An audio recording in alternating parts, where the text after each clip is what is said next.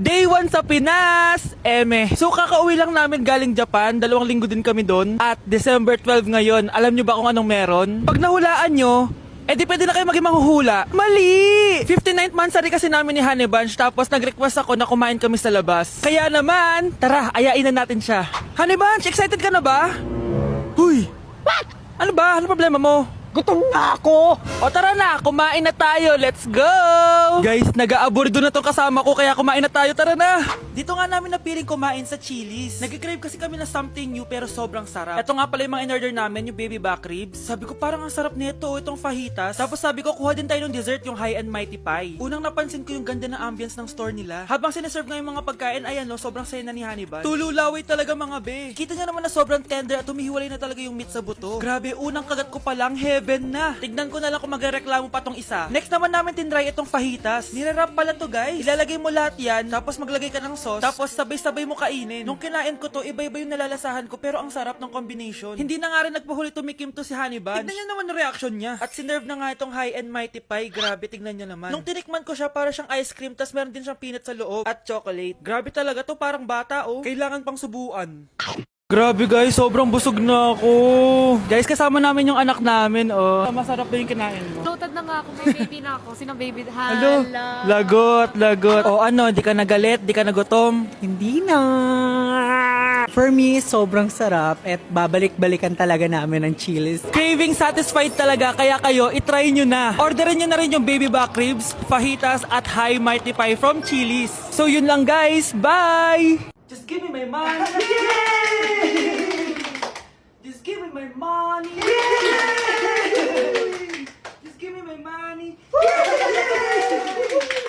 Just give me my money! So, pinaprank nyo ako? Just give me money! Just give me my money! Wala kayong money bukas! Wala kayong baon! Anay, joke lang yun! Kasi naman anong kakainin ko bukas? Sino ba kasi nakaisip na i-prank si nanay? Ikaw! Mga anak, nandito na ako! Babe, miss na kita.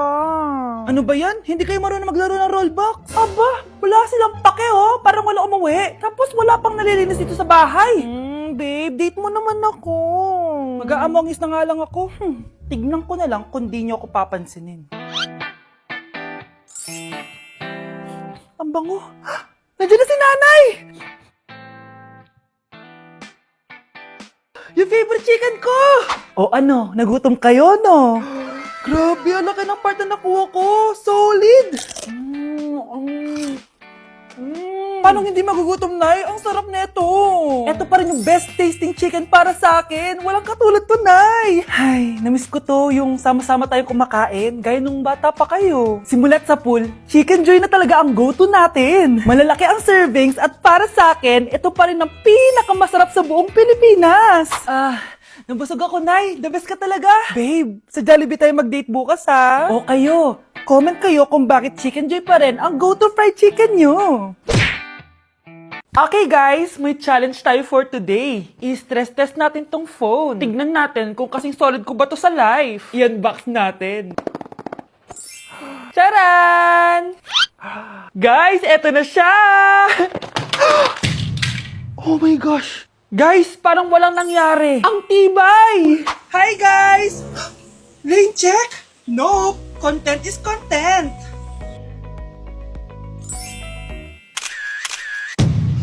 Ay!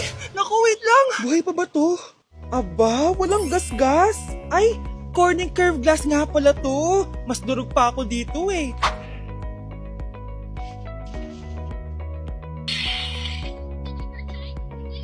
Legit! Kahit sabay-sabay, smooth pa rin. Sana all multitasker.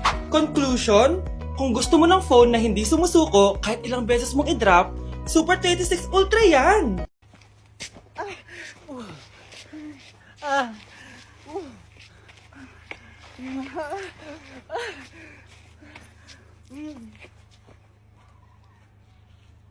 Ayoko talaga sa kanya. Bes, ayan siya oh, yung pet peeve mo.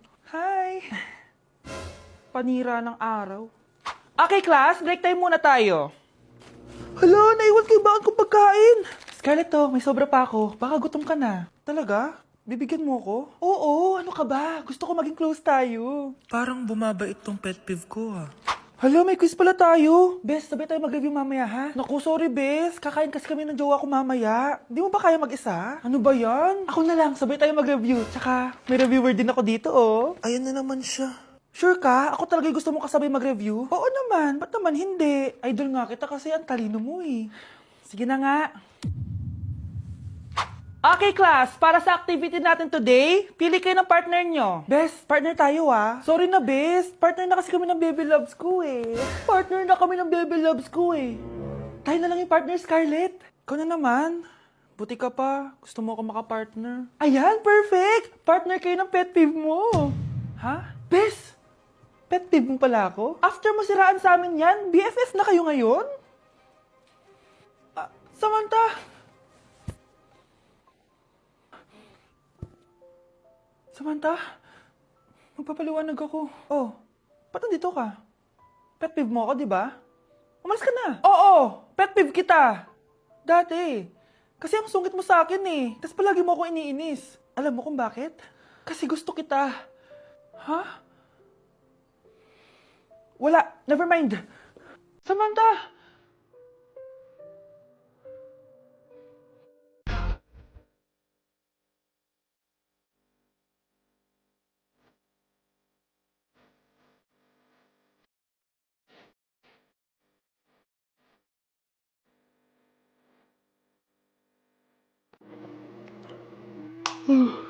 O anak, gising ka pa?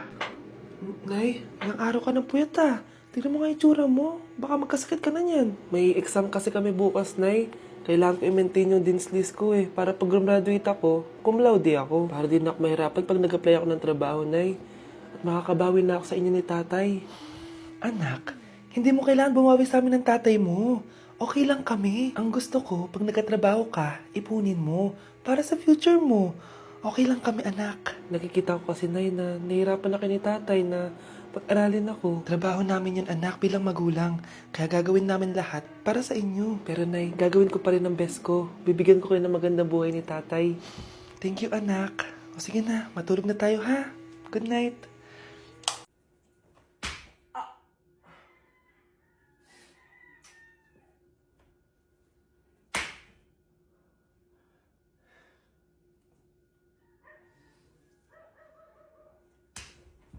Nay, give me a bait! Ganito pala tong lalo na to. Hay, may ilaw ay! Nakakatakot! Among Us? Ayoko niyan! Anak, gumising ka na! Christmas party niyo na! Christmas party na namin, Nay! Sana maganda yung regalong matatanggap ko mamaya. Kumain ka na dyan, anak, ha? Anong meron, Nay? Bakit ang dami pong pagkain? Siyempre, anak, malapit na magpasko. Tara, kain na tayo. Niluto ko lahat ng favorite mo. Talaga, Nay? Hay, sana palagi na lang Pasko. Ay, may nangangaroling ata. Wait lang, anak. Nangangaroling po! Ang seselage awetan na witang handol sa nga ng Pasko magmalaba joy joy. Merry Christmas po! Galing mo naman! No, ito, 10 pesos. Ayan na! 10 pesos? Ang ganda ng boses ko tapos 10 pesos lang bibigay mo sa akin? Alis na nga ako, kuripot mo. Wow, demanding pa. A few moments later. Okay, class, mag-exchange gift na tayo. Wow, ang bango na ito. Thank you. OMG, bagong bag. Alam mo talaga yung gusto ko, ah. Thank you. Nasaan yung ka-exchange gift ko? Wala yung ka-exchange gift mo, be. Absent siya. Bawi ka na lang next year. Minsan na nga lang mag-Christmas. Absent pa siya. Okay lang yan, be. Huwag ka na umiyak. Paano na yung gift ko? Oo, anak. Ba't malungkot ka? Wala ako natanggap na regalo, Nay. Absent yung ka-exchange gift ko. O, eto. Para sa'yo, anak. Merry Christmas! Para sa akin to, Nay. Thank you! Kala ko wala na ako regalo ngayong Pasko. Siyempre naman, anak. Makakalimutan ba kita? Wow, ang sweet niyo naman, Mare. May fruit salad ba kayo? Pingi ako. At umuwi ka pang bata ka, anong oras no? Di ba saksi bawal gabihan, ha? Parang wala nag-aalala sa'yo, ah. Nay, ginabi ako kasi. Gumawa kasi kami na research. Research mo mukha mo. Naglaro lang kayo ng mga klase mo, di ba? Halika dito. Ano? Magsisinungaling ka ba, ha? Ulitin mo ba yan, ha? Nay, panalo kami. Ako last shot. Panalo ka pa. Di ba sabi ko sa'yo bago ka muna lumabas kasi may lagnat ka kahapon? Ang tigas talaga ng ulo mo. Ilang beses ko na sinabi sa'yo yan ah. Halika dito. Na naman? Pasaway ka ba? Aray, Nay. Masakit na nga yung katawan ko sa basketball, eh. Ayan, ang kulit mo kasi. Sige na nga, punta ka dito. Oh, lagyan na lang natin yan ng Tiger Balm plaster para mabawasan ng sakit, ha? Sige po, Nay.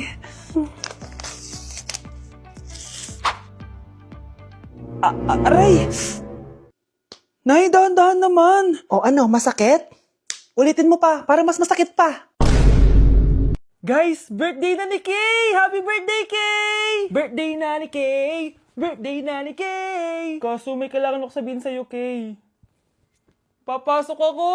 Hindi ko pala kayang umabsent, guys. Bakit? Pag bumagsak ba ako, may magagawa ba si Kay? Kay, binabawi ko na yung sinabi ko dati na pupunta ako sa birthday mo. It's a prank! Hindi mo kilala yung teacher ko, Kay. Yung isang absent na yan, malaking bagay na yan. Hindi ko kayo pipilitin kung ayaw niyong pumasok, pero ako papasok ako. Ang masasabi ko lang sa mga papasok ngayon, tapos na yung maliligayang araw natin. Pwede bang mag-restart na lang ulit sa bakasyon? Sige na, tatanggapin ko na. Napapasok na talaga ako. 4:40 na at 7 a.m. yung pasok ko, so tara na guys, pasok na tayo. Kay, kung ako sa'yo, i-move mo na lang yung birthday mo ng Sabado para makapunta kami lahat. Totoo ba to? Napapasok na ako. Hindi to totoo, hindi to totoo. Over. Sige na, alis na ako.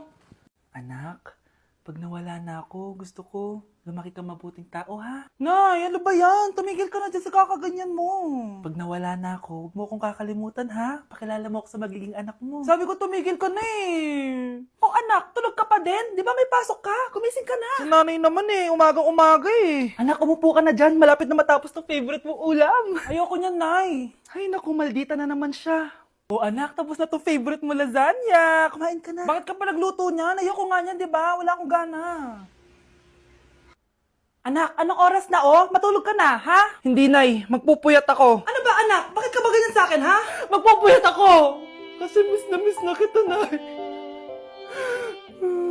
Miss na kita, Nay. Happy Mother's Day, Nay. Sa teacher nating naging pangalawang nanay natin, Oh, Scarlett. Kanina ka pa tahimik. May problema ka ba? Ano po kasi, ma'am? Family problem lang po. Oh, kwento mo sa akin. Makikinig ako. Baka may matulong ako sa'yo. Nak, ang bababa ng mga scores mo sa akin. Nangangalib kang bumagsak. Ma'am. Sorry po. Dami ko po kasing inisip na itong mga nakarang araw eh. Sige, pagbibigyan kita ngayon ha. Pero promise mo sa akin na babawi ka next quarter. Talaga, ma'am? Thank you, ma'am. Babawi ako, promise. sa teacher nating hindi madamot sa grades, Okay, class. Pwede na kayo mag-lunch. Oh, hindi ka kakain? Wala po kasi akong baon, ma'am. Oh, eto. Kumain ka na, oh. Salamat po, ma'am. Magsabi ka lang sa akin, nak, ha? Hindi ka makakaisip ng maayos pag wala kang kain. sa teacher nating nagbibigay ng pagkain, sa lahat ng mga teacher sa mundo na nagturo sa amin kung paano lumaban sa buhay, Happy Teacher's Day!